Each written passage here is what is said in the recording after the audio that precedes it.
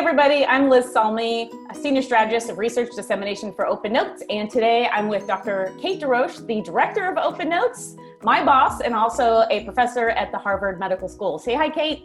Hey, everybody.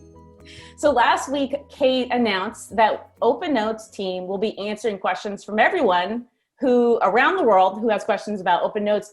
Cait, why did we decide to do that? Because there's a big rule change coming up on November 2nd that mandates that organizations share information with their patients, including notes through their patient portals. All right. So a lot of people have started to email us throughout September. We're getting questions through the social media.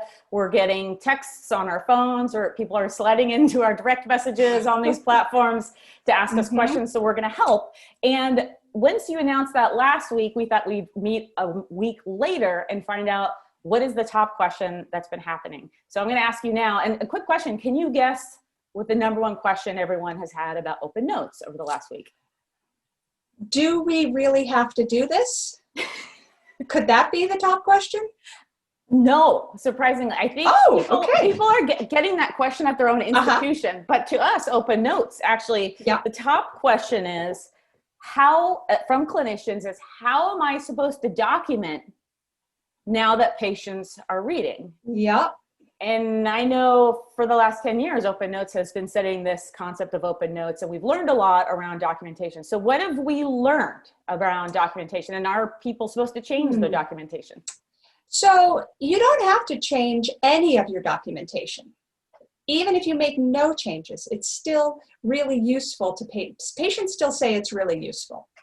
If you do want to make changes, though, if you're thinking about, how should I do this because someone else is going to be reading it, you could think about reducing your use of acronyms. For example, the acronym for shortness of breath, SOB, reads very differently to a patient than it does to you. So think about that.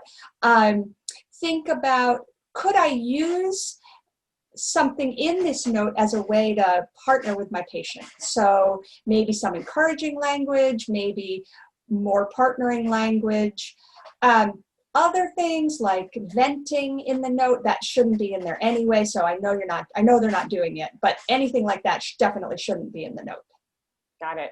Now, you published a paper earlier this year in JAMA Network Open about clinician views about Open Notes. And one component of that paper was around clinicians' feelings about, did they change their documentation now that they changed the notes? Can you remind us what they said around that? Do you remember? Sure. Yeah, I remember. So they did report making some changes, and it was things like, I use less jargon, more partnering language with patients, but many of them said they weren't making any changes to their notes. So it's small things that you can do if you want, but you don't really have to make any. Got it. If you're a good documenter, you don't really need to make any changes. Good. Now, when people ask us questions, unless they do it publicly, if it's behind the scenes through an email, through a DM, I'm not going to say who they are. But a clinician at an academic medical center sent me a statement saying, I can tell you that the oncologists are having a complete meltdown. Yeah. Why do you think they're asking this question about documentation? So I think that they are probably concerned about putting things in the note, their thoughts about, well, it could be this or it could be that. And they're worried about putting that in the note and then scaring or upsetting their patients. Now, what we know is that many patients would rather, well, first of all, patients want to see what you talked about. So if you're going to write about something, if you're going to talk about something, you should write about it. And if you want to write about it, you should talk about it. So what's in the note reflects what you said in the visit. That's true, yeah. So before we end, I hope and keep this short for everybody, but before we end, I want to ask you, what do you think next week's top question may be? Well, I think we're going to continue to see questions about, how do I do this? What's the best way to do it? if patients are going to read them? What's the best way for me to write my notes? So I think that is still going to be a question. I think another big question that we're going to get is, do we need to release everything, or are there some things we can hold back? Got it. Got it. What do people hold back, if anything?